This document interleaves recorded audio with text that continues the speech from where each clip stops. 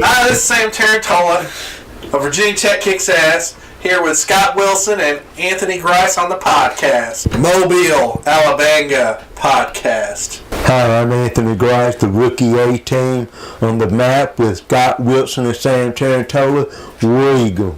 We're on the map today. Gangsta rap is always on the map.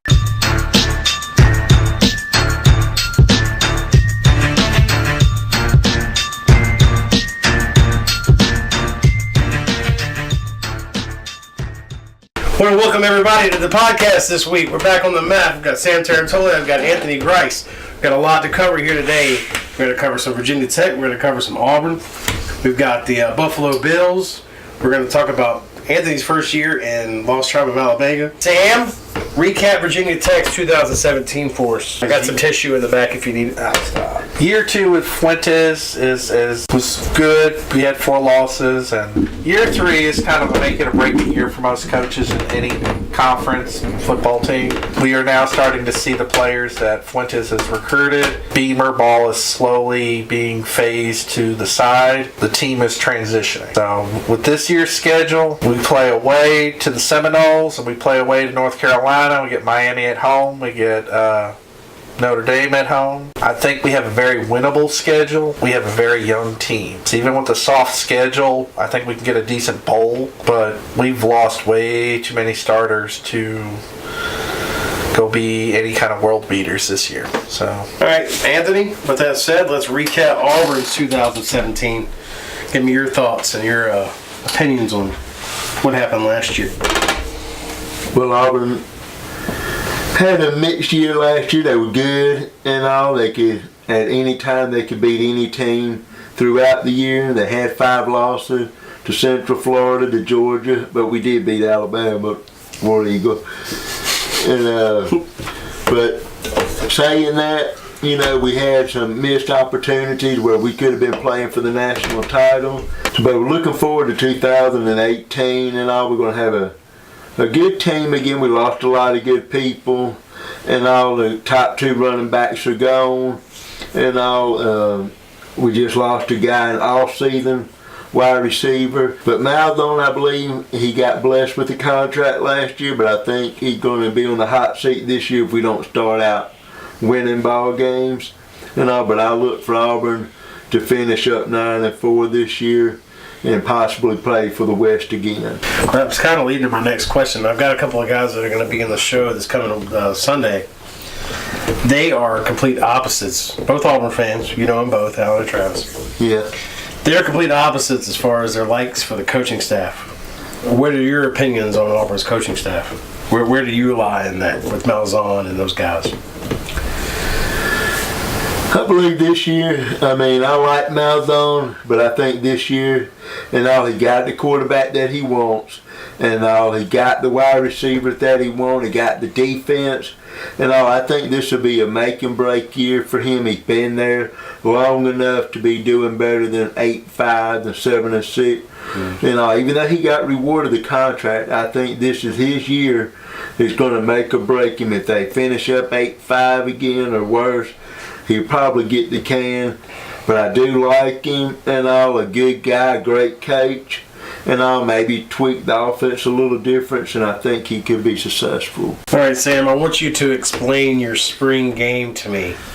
Because, you know, Alabama plays 1 versus 1s, 2s versus 2s. Auburn kind of changes theirs up, but it's easy, and I understand how they do. But Virginia Tech, when I was reading about their spring game, it did nothing but confuse the heck out of me. So explain their spring game to me and how it actually works. We have Virginia Tech in the past, when it was Beamer as head coach.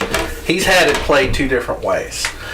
We've had it where you take the number 1 O and the number 2 D, and that's one team, and the number 2 O with the number 1 D, and they play against each other in a normal scrimmage. It's defense versus offense.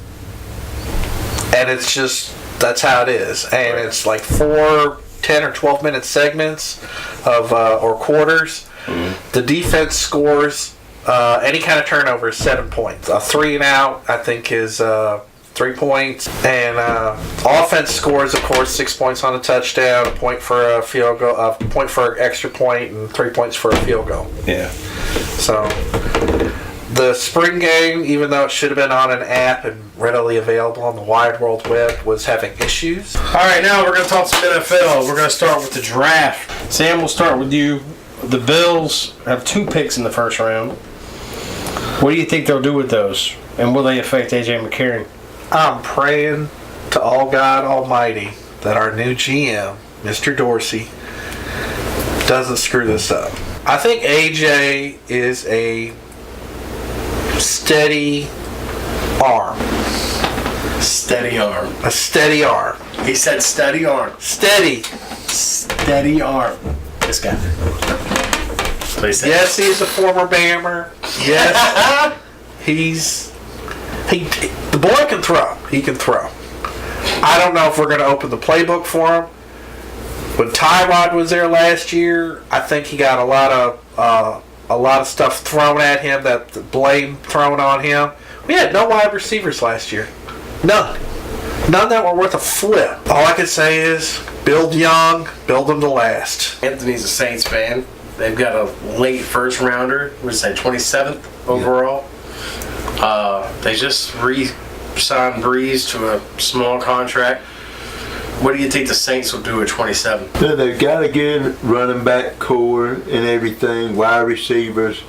And I look for them to either take another offensive line or a defensive line player again. Yeah. I don't think they're going to grab Drew Brees hair apparent in the first round. Look for him to go in the third round to take him, because they got him signed.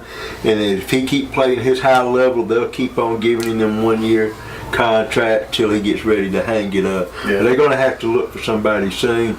They had a great year this year. I'll look for them to be back in it this year, and I'll hopefully play them for the Super Bowl. If they do play the Super Bowl and win, I expect Breeze to retire on top. Yeah. I can believe that. Well, there's only one more thing to discuss as far as the NFL goes. Who did the Browns take at number 1? The Browns, if they're smart, they get that money. And they can get Rosen. They can get they can get one of them to follow them at 4. Yeah. And the thing is, no matter what they do, it's the Browns. Yeah, right. Whatever they do is not going to work. But at least they'll have a solid running back. Right. But the last time they went big on running back was Trent, when we see and it bit him in the ass. Right, yeah. But they traded up to get that. Right. This time they didn't trade up, so I don't feel like it would sting if they screw up on this. Right. Now, I don't think Barkley's a... Did you ever see Barkley? Did you ever watch that? I watched Penn State games. I've watched one Penn State game last year. Dude, that guy... The guy is better than beast. Zeke. He's better than Zeke. Yes. And there's nobody better than him in this draft. If he falls to the Giants, I would draft him overall in my fantasy league first. Yeah. But if he goes to the Browns, I'd have to draft him. All right, we'll get to fantasy in a minute. What do you think, Anthony? What do you think about this first overall pick? You agree with Sam? I agree with Sam. They need to take Barkley and all and pick up the Allen kid from Wyoming. Yeah. In the 4th pick. And I come from a small college, and but it reminded me of a lot of Carson Wentz. And they got a big arm, a tall kid, strong. Yeah. And Baker Mayfield, in my opinion, is going to be a bust in this year's draft. I wouldn't even pick him in the first round, but people like him. He reminded me of Johnny Manziel and Ryan Leaf from way back in the day. Yep. And USC quarterbacks haven't been all that great either, except for Carson Palmer. The rest of them been a bust, or they whittle out of the league in a few years. And the best pick is, like he said, Barkley first, and then pick up Allen or Roston or Mayfield or Donald. But knowing this being the Browns, they're gonna screw up, and they're gonna pick somebody up first, and then somebody that's going to get their blessing while we're still choking on the brown paper bag in the dog pound. Well, this is what I'm going to say, and I've already said it on previous podcasts. I agree with both these guys. Barkley should be the top player taken in this draft. Beyond everything, he is the best player in this draft, and the best player should go number 1 regardless of position. They need everything. It's the Cleveland Browns. They should take Barkley at 1, and then take whatever quarterback's there at 4, if that's what they want to do. Also think Nika Fitzpatrick should be in play there at 4. I think Fitzpatrick's a top 5 guy in this draft. But I hear that's what I think should happen. Now, what I think is going to happen in my prediction, they're going to take Darnold at 1. In my opinion, Darnold's the worst quarterback in this class. Okay? They have all the bust. He's the RG3 of this. The media is blowing him up like he's the second coming. Okay? They're making him out to be spectacular. Why? Because he went to USC. He went to USC, okay, which makes him somebody. He didn't beat anybody while he was there. Go back and watch him play. Nothing he did at USC impressed me. And you're playing against Pac-12 competition. Does anybody in Pac-12, your ACC, your SEC? So we got 2 different ones. Does anybody in the Pac-12 play defense? No. Air it out. Defense does not exist on the West Coast. We can all agree with that. Yeah. All right. He's going to be playing in the NFL against real defenses. You tell me how that's going to work. It's not. But that's my prediction. The Browns take Darnold at 1. All right. I don't care what they do at 4 because the first one's going to be the one that anybody remembers. I feel like they could wind up with Chubb. Chubb will still keep him a solid D if they do go quarterback first. Right. I actually think that's where things are going to matter because I think the Giants are going to take Chubb. They just lost Pierre-Paul to the Tampa Bay Bucks. Pierre-Paul's gone now. Yeah. They need that edge rusher, and I think they go Chubb at 2. That's what I think happened because everybody's been saying Barkley to the Giants. Giants hadn't had a decent run back since Tiki. And I got you. But when Pierre-Paul left to go to Tampa, that's when I said that just opened the door for Chubb. They could totally land Chubb at 2. I think it makes perfect sense because everybody's paying attention to Barkley with them.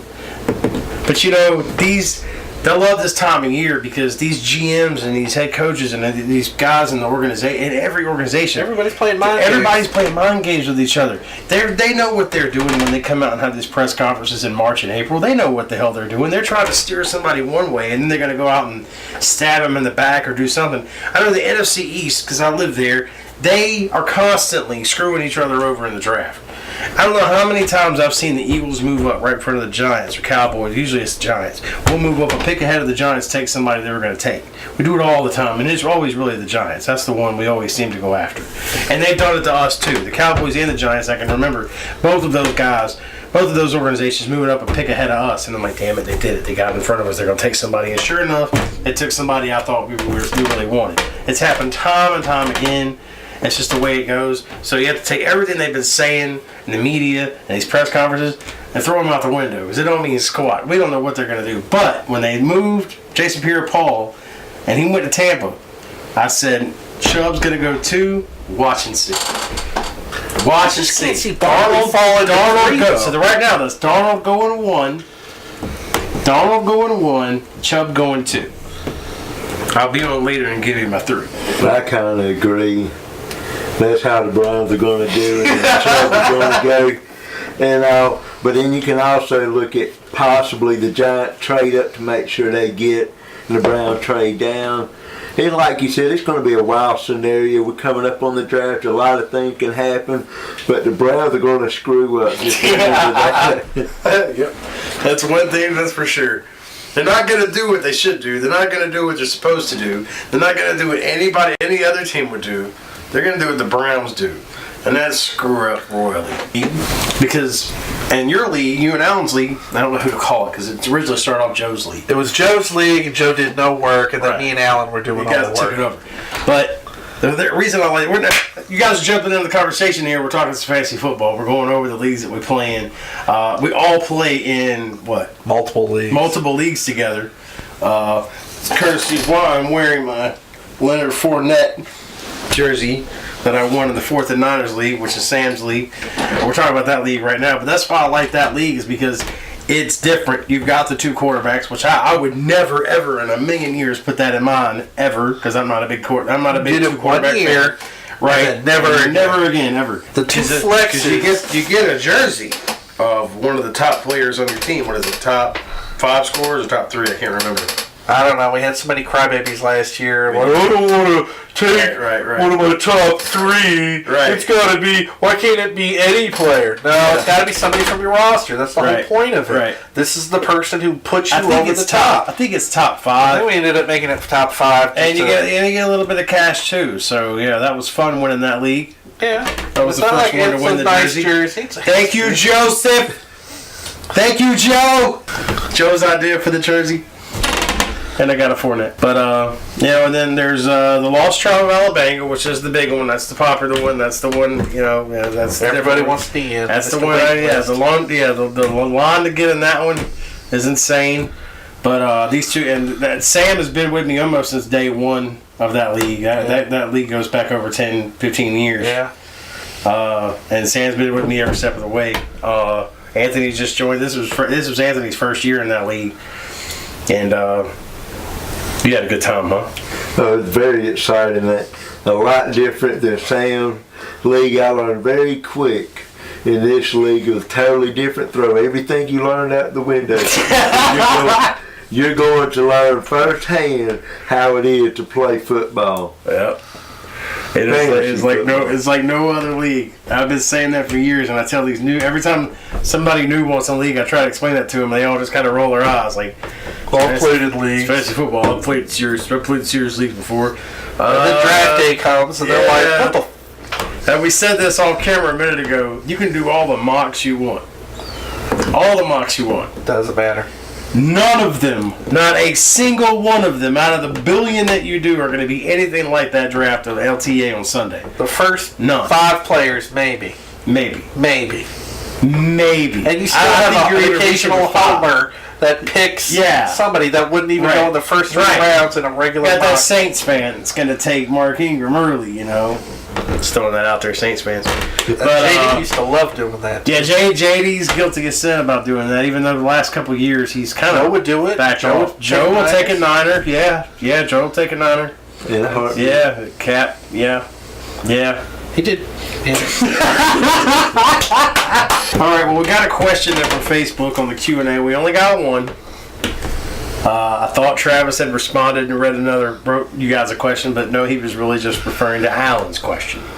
So with those two, I'm sure you can probably already figure out the question. Alan asks, are either one of you two guys going to be Travis next year? Last year was a learning for me for this league. I finished number 1 in my other league. The past 3 years, I lost in the second round of the playoff. This year, I get squeaked into the last spot in the playoffs and all. But yeah, Travis can be beaten. He's going to get it beaten this year. Somebody's going to beat him. I pray it's Alan. Just so I can hear the smack talk between them two. Because them two brighten my day. I mean, with the fantasy football with them two, it brightens my day. But I would really like to win it myself. But if not, Alan can beat Travis just to see the trash talking that'll go on all year long. Travis just 3-peat. So, Alan beats him in the regular season. He just doesn't get him in the playoffs. somebody's got to beat Travis. In the playoffs. I beat Travis last year in the regular season, but I mean, come playoff time, that's when he heats up, man. It seems that way the last 3 years. He's got all those running backs. So when injury hits everyone else or bye weeks, he's never. There's always someone there he throws in his line. And he doesn't even care what quarterback he has. Right. He doesn't care. He can have friggin' anybody out there. He'll put in a friggin' Jacksonville Jaguar quarterback. Yeah. And or San Diego's. Right. He doesn't care. The minute you dump a quarterback on waivers, he picks him up. Right. And then he just drops a wide receiver to get him. Yeah. He still hangs on to all them running backs. None of them make it to the waiver. Right. Not until they're hurt. Right. And even then, they better be dead. They can still move. Travis will keep them. This year, I think we're all going to come up with a strategy. Travis, all good things must come to an end, and this will be your year that it comes to an end. This is not Alabama football. This is War Eagle football. Well, Travis, as the champ, should take the #1 pick. Wow. Yeah, that's something else, guys. In that league, the winner of the champion of that league is New rule. determined. Yep. Yeah, so this is the very first year we're doing this. And Travis will have to get to me by July 26th, midnight. He's got to get me those 10 picks in the order, whatever he wants for this year's coming draft. But I think we're going to do it on the podcast. I think he's going to come on the show and we're going to announce those one by one, and he will give his explanation for each and every pick. So that ought to be fun. I can't wait for July. I cannot wait for that to happen. That's going to be awesome. All right, that's going to do it for this week. I want to thank Sam and Anthony for coming on. Really appreciate you guys being here. Y'all have been awesome. So for Sam and Anthony, I'm Scott. This is the Matt. Have a good week. Gangsta rap is always on the map.